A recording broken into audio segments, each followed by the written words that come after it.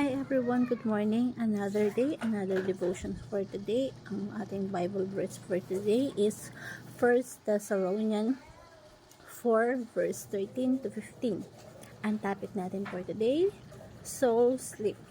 Huwag kang mag-suicide. Ito ang tatlong dahilan. Yan. So, ang ganda yung topic natin for today. Spirit sleep. Ang soul kasi it means life, 'di ba? Ang spirit ito yung kaluluwa. Ang equivalent ng spirit ay kaluluwa. So, yung spirit o kaluluwa at spirit in English ay magkaparehas lang naman yan. So, soul sleep, sa devotion natin ngayon, soul sleep is the teaching that when believers die, their souls or spirit enter a state of unconscious existence, only to be awakened at Christ's return for the resurrection. So, maraming naniniwala na kapag namatay ka or nag-suicide ka, yung kaluluwa mo is hihinto na lahat. Ang usually kasi, pag hindi mo gusto yung buhay mo, ang solution mo is suicide. Pero pag nag-suicide ka, mas malaki pala yung problema mo. Kasi hindi hihinto ang buhay sa pag-suicide. May next slide. At mas nakakatakot yan kasi kung hindi ka sure sa relationship mo with God. So, that is described as a sleep. The Bible teaches that while the body does live in the grave awake, waiting the resurrection, the soul immediately conscious in God's presence. So, the absence of the body, it will be presence of the Lord. So, ibig sabihin pag yung ikaw, Kristyano, namatay ka, diretso mo kapiling ang Panginoon. And that believers who die are already with Christ. So, hindi natutulog yung kaluluwa natin, yung spirit natin.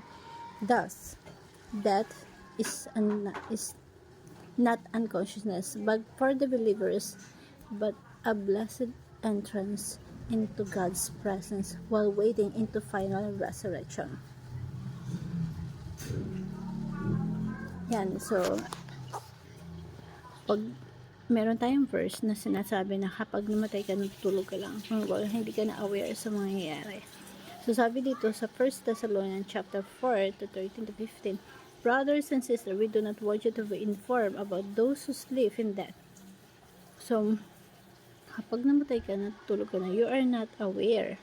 Wala ka na nasa isip pa. Unconscious ka. Hindi mo alam yung nangyari.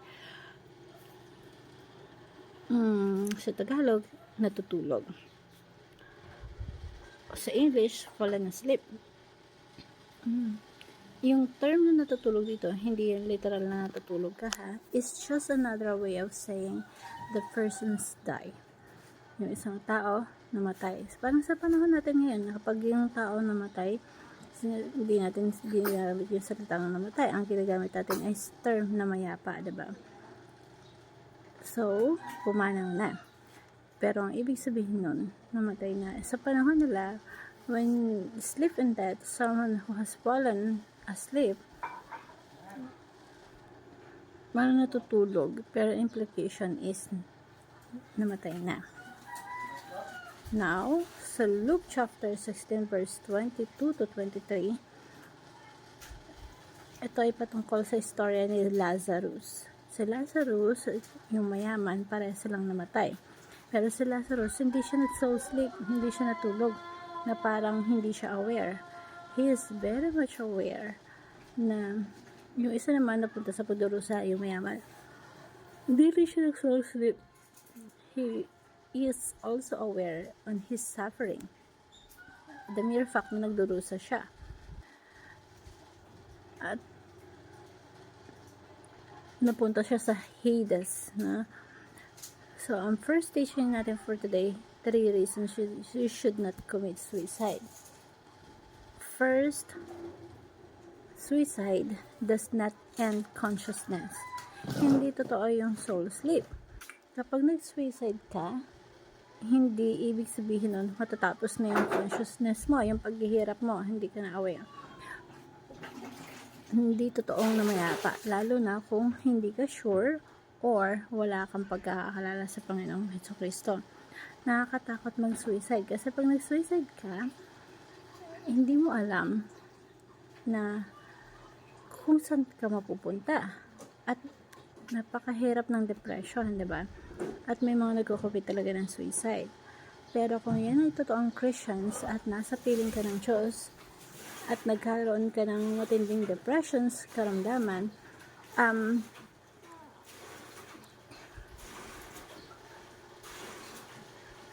dapat nasa piling ng Panginoon kung meron kang relationship kay God. Kasi kung katulad ka ng mayaman na matay, napunta dun sa pagdurusa, akala mo tatapusin mo na yung buhay mo kasi gusto mong mamayapa. Pero ang worst, napunta ka sa pinakamatindi, sa abyss, sa Hades, no? So mas nagdurusa ka pa pala ng pangwalang hanggan pa. So that does not end consciousness. At hindi reason po yon para tapusin yung buhay mo. Kasi puro problema ka sa mundo. Hindi ka sure na pagtapos mo mag-suicide, yung next life mo is walang problema.